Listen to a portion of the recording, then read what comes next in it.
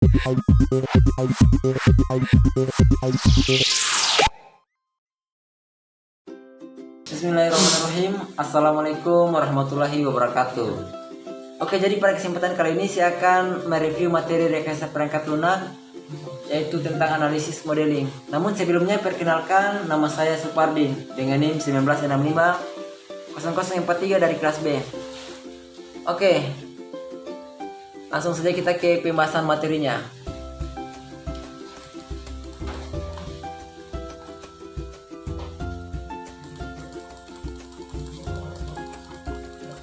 Oke, di sini merupakan yang pertama ini merupakan analisis modeling.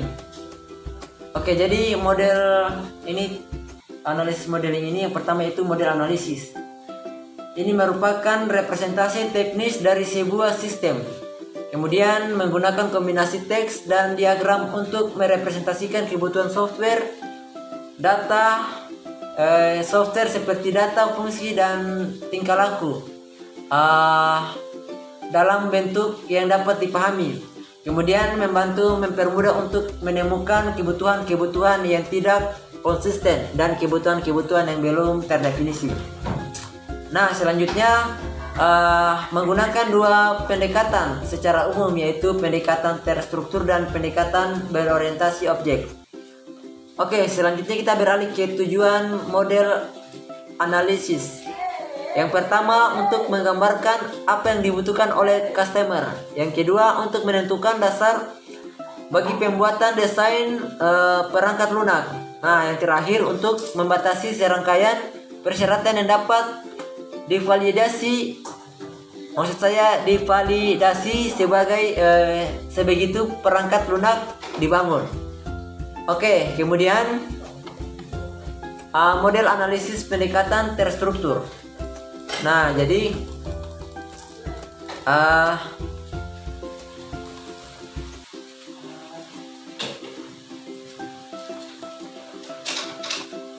yang pertama data dictionary atau kamus data. Ini merupakan atau berisi deskripsi dari semua objek data yang dikomunikasi atau diproduksi oleh perangkat lunak. Selain itu juga Entity Relationship Diagram ERD yang menggambarkan hubungan antar objek data. Kemudian Data Flow Diagram atau DFD. Ini menunjukkan sebagaimana data ditransformasikan pada saat data bergerak melalui sistem, menggambarkan fungsi-fungsi yang mentransformasi aliran data. Jadi setiap fungsi yang direpresentasikan dalam DFD dijelaskan dengan menggunakan sebuah prosesor specification atau PSPEC. Dan yang terakhir, State Transition Diagram atau STD. Ini menunjukkan bagaimana sistem bertingkah laku sebagai akibat kejadian eksternal. State digunakan untuk merepresentasikan model tingkah laku. Jadi informasi tambahan mengenai aspek kontrol dari perangkat lunak dimasukkan dalam Control Specification or CSPEC. Oke, jadi kita lanjut. Kemudian yang berikut yaitu mengenai pemodelan data atau ERD. Nah, di sini ada objek data, atribut, dan relasi. Jadi objek data itu sendiri berupa representasi dari semua informasi yang harus dipahami oleh perangkat lunak. Kemudian atribut merupakan properti dari suatu objek data. Kemudian relasi ini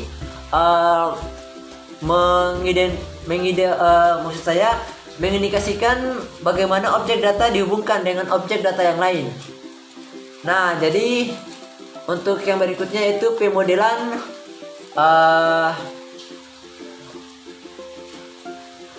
pemodelan data atau ERD.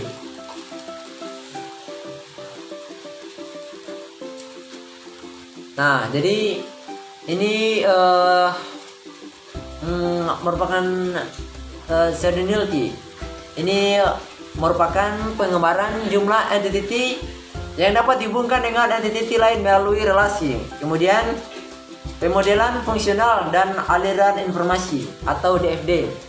Nah, ini menunjukkan hubungan antara eksternal entitas, proses, data, item, dan data store.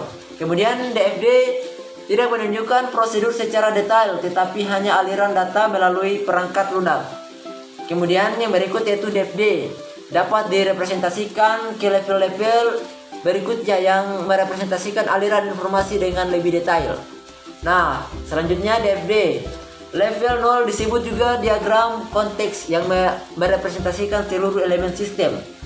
Dan DFD level 0 direpresentasi ke level-level berikutnya untuk menggambarkan proses yang lebih detail. Oke, kemudian kita beralih ke behavioral modeling atau STD. Oke, saya ulangi, maksud saya behavioral modeling STD.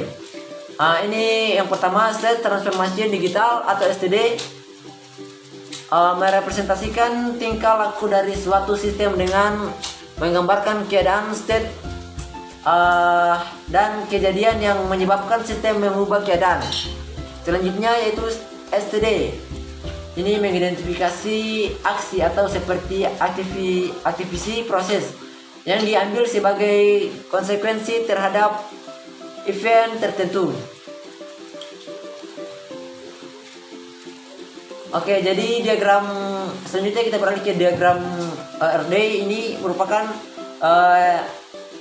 entity relationship diagram atau ERD adalah suatu gambaran grafik yang mewakili logika database secara lengkap dan mendetail, di mana antara database membentuk entitas yang terhubung satu sama lain.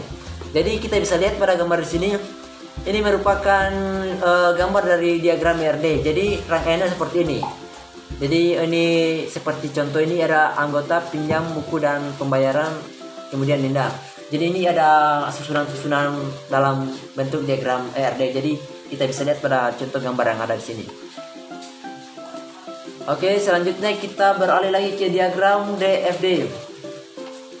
Data flow diagram atau DFD. Diagram alir data DAD ini merupakan diagram yang menggambarkan proses aliran data input atau output dari sebuah sistem informasi yang digunakan. Nah, jadi di sini terdapat gambar sebagai contoh. Di sini terdapat gambar dari dari rangkaian diagram FDF. Oke, jadi pada tahap pertama ini berupa admin, kemudian member, kemudian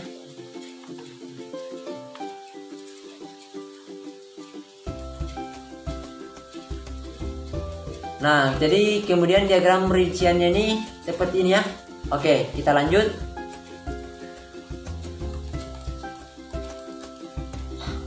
Oke, jadi kita lanjut. Diagram rincian level 2, rinci 2 level 1. Jadi kita bisa lihat pada gambar-gambar yang ada di sini. Jadi tahapannya seperti ini, dan kita bisa lihat pada contoh gambar yang ada di layar ini.